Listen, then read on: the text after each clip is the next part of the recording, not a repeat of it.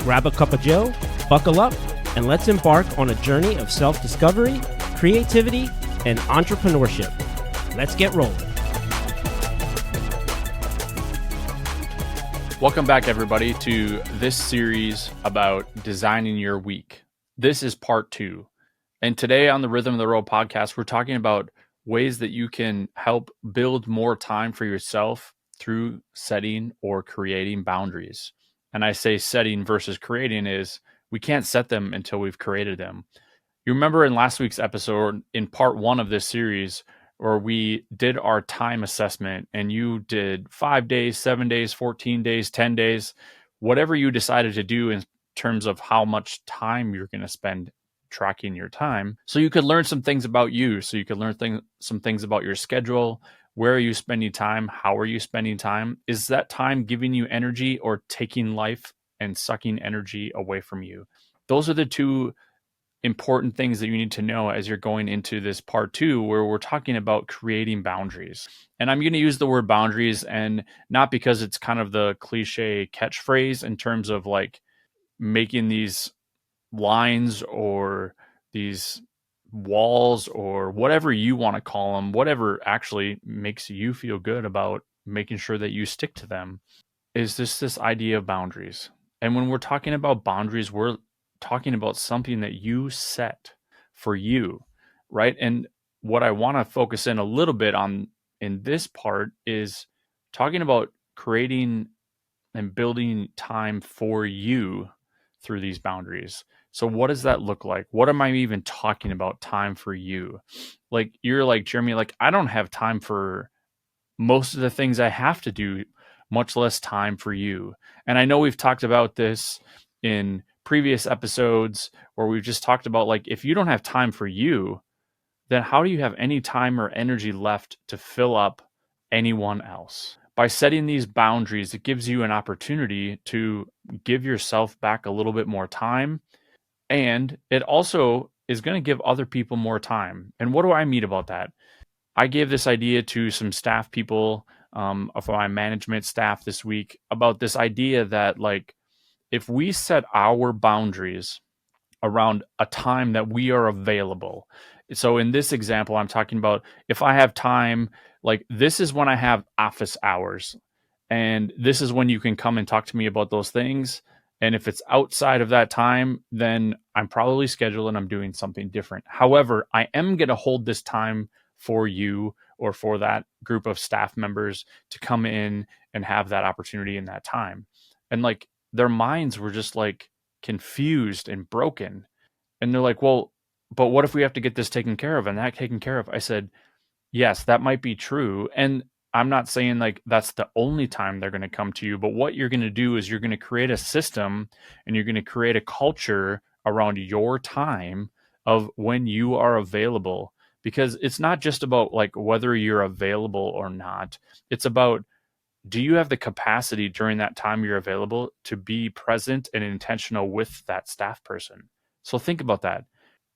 When you set aside that time, you are saying, I'm going to be intentional and I'm going to be present and I'm going to be ready for you when you come to me. And it doesn't always have to be come to me with problems. It might be coming to me with like, hey, where are we at with this project? This is what's going on. Here's where we are at in the timeline. And we're going to move forward from there. It can be those kinds of things too. Many of us think automatically, if we have an office hour where we allow staff to come in and it's not necessarily a scheduled time, that we're just going to get bombarded with all sorts of just nonsense or junk right away. It might feel that way at first, but what's going to happen is you're going to create those conversations and let them know, like, hey, remember my office hours are Tuesday morning at 7 a.m. or Thursday afternoon at 1:30 p.m. So that would be a great time to bring this question to, or that statement to, or this project to just have as a follow-up, because I don't have the time to be intentional and present with you right this second. So you're creating an opportunity for them to be like, oh yeah, you're right. I do want you to be here and present and available when I'm doing this thing. So I'm going to make sure that I'm ready for you, just like you are going to make sure to be ready for me. And that one little thing gives you the opportunity to just be available and not have to feel like you're just getting like hijacked all week long in all these different spaces and creating all these different problems when you're just like, what's going on? Like, all I am doing is answering these questions. Set that boundary, give them that the opportunity, make sure that you create that space for them so then they know when to come. The other thing that's going to do is either A, they might solve the problem before they even need to come talk to you because they know they can't come talk to you right this second. Sometimes when some of you might have staff or some of you might have people that you work with or even family, they just automatically will just come right to you rather than sometimes in some cases even thinking first through the problem or the challenge they might be having. So, and we've talked about this in a previous episode when we talked about the 1-3-1 rule with what Dan Martell talks about in his book, buy back your time. This is just another one of those spaces where we're able to buy back some more of our time. So that staff person might physically solve that problem and not even have to come talk to you, but instead of just coming right to you and automatically asking you, they're like, oh, I can't go there until Thursday and today's Wednesday afternoon. Well, by the time they were going to come, it might already be solved. It might be taken care of and you didn't have to worry about it, which means you didn't have to spend any time on it either. And it gave that staff person an opportunity to feel empowered and feel like they can take themselves as the expert or the person who is empowered in that position to go ahead and take care of that problem or figure out a solution, whether that meant they had to still bring it to you or not. They've figured out a solution or two and they brought it to you and you're like, yep, that's what I would have done as well. So you're not only creating some time back for yourself and building yourself an opportunity to have more time through creating and setting these boundaries, but you're also teaching your staff what that can look like. You're also giving your coaching clients an opportunity to see that. You're also, and sometimes like we talk to our kids that way. Like, you know what? Tomorrow after dinner at 5:30, we're going to talk about this because I don't want to hijack you with that question or that conversation right now because you may or may not be ready and I may not be ready. But tomorrow at 5:30 p.m., that's when we're going to do that.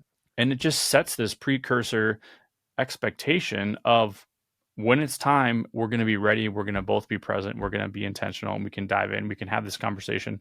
And instead of somebody being frustrated or being hurt or feeling like they're going to be sabotaged, which sometimes when you have teenage kids, it can feel that way a little bit.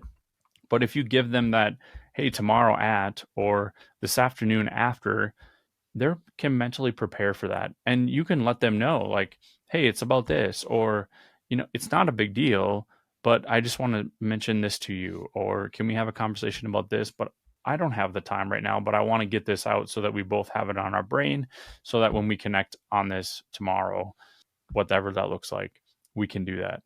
So think about the opportunities you have during your week to create and set those boundaries for yourself. Now, whether you choose to do that in your workplace or you choose to try that in your home first, just to see how that feels, because at least at home, you can say, hey, I'm going to try this thing. Let's see how it works, how it feels, and if we like it or not, and then take it to the work. Like home seems like a safe place that you can connect and have those opportunities to be successful at it. So think about that as you go through your week and as a way for you to help build back time into your, not just your physical day, but also in your mental capacity to have more ability to be more productive, have better intentional and present conversations, and ultimately open up some more time in your week where maybe you can be like, I don't need to go in so early because I know I can execute these things and take care of these things at certain times. I can take a little time for myself. So remember in the beginning when I said I'm going to give you back some time and you can do a little more and a few more things for yourself? Well, here you go. There it is.